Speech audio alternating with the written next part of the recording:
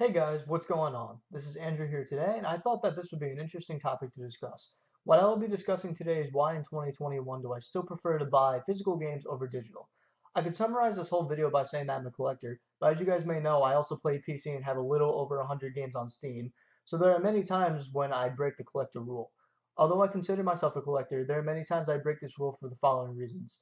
Sometimes sales beat all the deals. Normally, I can install texture mods to make the older games show closer to level fidelity of the current generation. For example, like GTA 5.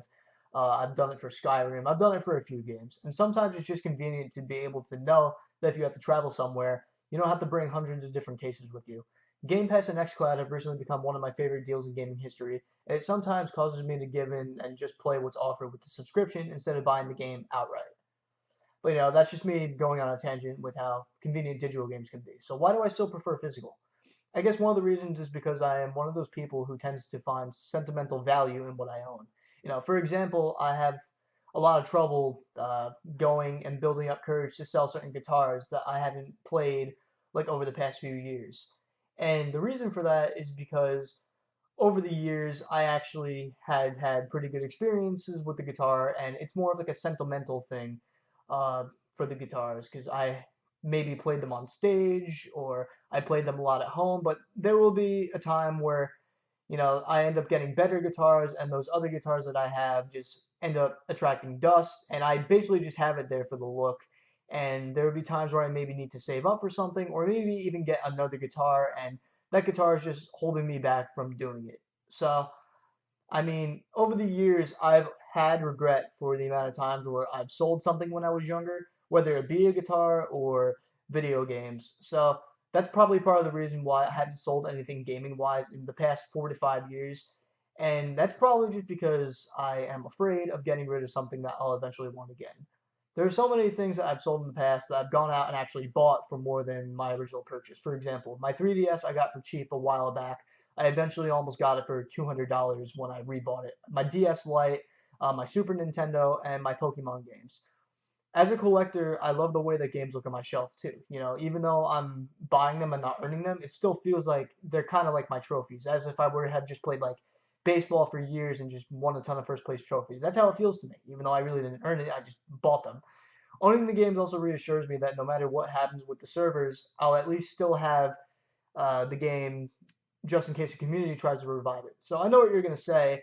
I can do the same thing with digital games where a community can just revive it, but I'll get to that in a second. The fact that the Series X is a console that is online all the time scares me about what the future will be like when the servers eventually need to be shut down, which can mean that playing on the console could be impossible if you have all the digital games. So that's really what I was getting at there. Basically, if the Series X, gets shut down, what happens to your digital games? The community can revive the game all they want, but if you can't access the console, that's a problem. So eventually they may come out with, the games under emulation, and I can easily just back up those games that I have physically to my PC, running on an emulator that may be able to connect to the servers and be able to play the game like that, rather than not being able to play them on the console. Or I run them on the console by running it through a client and be able to still have the physical game. Plus, they can be pretty cheap. It's not that I don't trust physical games. It's just that in the past, I've had situations to where I lost passwords to my account that may have had a few purchased app/games like Apple accounts or whatever. I had to actually start a whole new Apple account. I wouldn't want a lost account to be the reason that I can't play something that I own. With consoles from the OG Xbox and below, there were never issues to worry about. Hell, many systems are being modded to where you can install SD cards or hard drives to the console and be able to legally back up your games to them, which could actually improve the condition of your games since you won't be constantly taking them in and out of your case or having them constantly in your console. You have no idea how many broken cases I have. A few 360 games, to be exact. Both my Black Ops copies are screwed up. Me and my brothers screwed them up over the years when we were younger. So that's a big reason. Another big reason is because of the second-hand market. 90% of the time, I actually do buy games used. Like the other 10% of the time is really just when my favorite game is launching. For example, like Call of Duty Cold War. I normally go for the Call of Duty games on launch because I like playing the campaigns. The campaign's my favorite part of Call of Duty. I know it's pretty funny, but it really is. So most of the time, if I'm getting a game day one, it's normally one of my favorite games. Where the other times I normally just wait to end up buying them later. I mean, like, I literally bought more than half of the PS4's exclusive library when GameStop was having their 50% off deal. I believe I only paid like $40 for the entire library, where if I would have bought those all new day one digitally, I probably would have spent close to 500, 600, maybe even $700 or close to 1,000. You never know. So, you know, getting games over time, a lot of the times digitally they don't always go down in price, and if they do go down in price, it's really only during the time that they're having the sales. A lot of the times big games will stay at the same price unless you go on the used market and get them cheaper. So there was also another time where I got a bunch of Xbox One games, and just a month ago, if you guys saw my video, I bought 13 used Xbox 360 and PS3 games for only $30. Yes, I know CD keys do exist, but most of the times you'll still end up finding the best deals in the used market. Like, sure, I've gotten CD keys in the past, but I've still never gotten deals where I've literally paid like $2 for my favorite game that was the newest game only a year ago. I've had that happen, believe it or not. I've had it happen multiple times. The Gears of War series, I got all of them for $5, besides the Xbox One versions, but you get my point. So now I'm going to get to my biggest reason. So I think the biggest reason that I still collect physical is because of the value later on. If I'm ever to be in the situation where I'm not financially stable, I probably have anywhere from $20,000 to $50,000 worth of games to sell that will get me back in a good position if I need it. If you buy digital games, there really is no way to make your money back on them. I mean, you could sell your entire account, but there's risk behind that. You don't want to sell an account that you have. So you're really just buying digital. It's really not much investing that you're doing. You're just buying games for your collection. It's as if you have Game Pass and you're paying every month, or you have Netflix. You don't own those movies. You're just having whatever's offered there for the time being. So investing into physical copies will eventually turn your games into basically gold, I guess, if you want to consider it, if there's a demand. I mean, just look at what's been going on during this pandemic. I remember just 2 or 3 years ago, I was able to get a PS2 for $20. I actually got 3 PS2s for $20 because I broke them modding them. And the games alongside with them, I think I got like 10 of them for less than $30. But just look what happened over this pandemic with the prices shooting up due to like nostalgia and people not having much to do. These games went in high demand, and game stores are making a lot of money on it because a lot of people are going and buying these games, and it's causing the value to go up, and game stores are able to sell them for more. So if I know I don't own a game store, but if I ever want to sell a few games, there's most likely going to be a demand for them when I sell them, and I'll be able to sell them myself and not have to worry about them, just being stuck in my Xbox. I have the physical copies. So what was I going to say next? I lost my train of thought.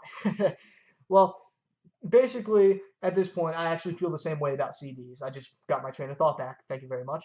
I feel the same way about music. I have a Spotify account. I pay a monthly fee. I'm a college student, so I only pay $5 a month, but I listen to most of my music on Spotify. But at the same time, I buy my favorite music on CD, and most of the time, I actually keep those games untouched, and it keeps it in pretty good condition, whether it's really for something for me just to look at, or something that may just save me from living on the streets in the future.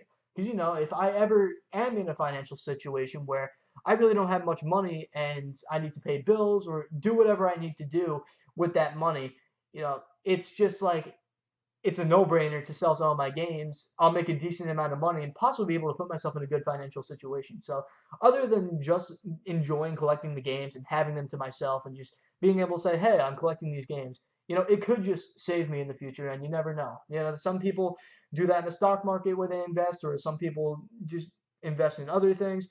My thing is video games, and I think that's probably one of the smartest things that I've done in life, to be collecting. A lot of people my parents get annoyed when I buy a ton of games because they think, oh, you're just spending all your money, but it's really like an investment at this point.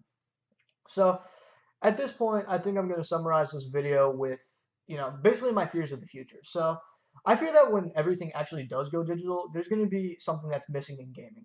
Don't get me wrong. I love technology and building computers. I just built my brother one a few days ago, and I'm going to be building my friend one in the next few months, and probably even upgrading mine. I just upgraded mine too. So I love watching games progress over the years. I love current gen games. Hell, I'm actually going to school for game development next year. I just got accepted into Full Sail University a few months ago. But I just know that it will never feel the same if everything does go digital. I remember being able to walk into Blockbuster and, just look around for movies. That's what I used to do. I also used to look around for games there. You know, at that time, I also watched way more movies than I do. Even nowadays, with all the availability of movies and shows on Netflix and Hulu, I still would watch movies more because it was more exciting to go to the place, pick out what you want, get the physical copy, bring it home, and whether you're buying it or renting it, it was still very exciting to look around there. It's one of those experiences that I'm worried about for the digital era of things. So if I'm not walking around a store looking for games, the next generations may not be as exciting for me. So you see a lot more adults than younger kids like me going into game collecting. But obviously there is a lot more kids my age going into game collecting because the PS2 and Xbox, for to give two examples, is what gives them nostalgia. Where with adults, stuff like the NES, Atari, Super Nintendo, whatever you name it, gives them nostalgia. So as I'm getting to become an adult, I'm actually seeing myself go and buy more games for the older generations than games for the newer ones. So what happens when the consoles do eventually become digital forever? Well, I think at that point I probably will just convert to PC because if I have two, you know, the Sony PlayStation or the Microsoft Xbox or a Nintendo console, if they're all doing digital at that point, I mean, you already see that most games are coming to PC from Xbox. So if Sony starts doing the same thing and Nintendo starts doing the same thing, I think at that point I'll just end up building an extremely beefy gaming rig and be able to emulate whatever those games are. Still buy the games physical possibly, and back them up because you know at that point I'll be able to do that since I'll have a job and everything. Right now, I will admit I do go on ROM websites for very older games if I want to try something out first. But when I'm older, I'll probably end up getting physical games and just backing them up.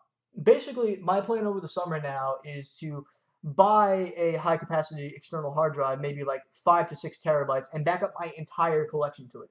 You know, one thing I can do is either emulation, which is a lot of fun because you can make those games really pop out by increasing the resolution or installing mods that the community has made over years, or you can even mod your consoles that you have and play as if you were playing them on the original console, just like as I explained before by backing up the games to the hard drive. So that's really everything I have to say about why I still go physical. There's probably more that I can't think of at the top of my head right now. I honestly made this entire list in probably like 20 minutes, but that's just because I've been thinking about it for a long time. So anyway, guys, I hope you all enjoyed this video. Thank you for the support as always, and I will see you all in the next one. Shit, guys, one more thing. I contradicted myself a little bit at the end of the video. When I said I would eventually build a beefy gaming PC when consoles went all digital, yeah, how am I supposed to back up physical games to a PC if there are no physical copies of the game because the consoles are digital? Yeah, that just didn't make any sense. Sorry about that. So I contradicted myself. Just wanted to point that out. Yeah, if it happens, you know, I'll talk about it for a few seconds. If it does happen to where the consoles become physical, I mean all digital, you know, I don't know what I'll do. It's possible that I'll just go and stick to PC, but if Sony has some really good games and they're only available on that platform, I'll probably just end up buying a Sony console, or same for Nintendo. You know, it just really depends where this all goes. If everything goes to PC but is also on the consoles, you know, that's when I'll just switch directly to PC. So thank you guys for watching once again. I will see you all in the next video. Sorry for being stupid.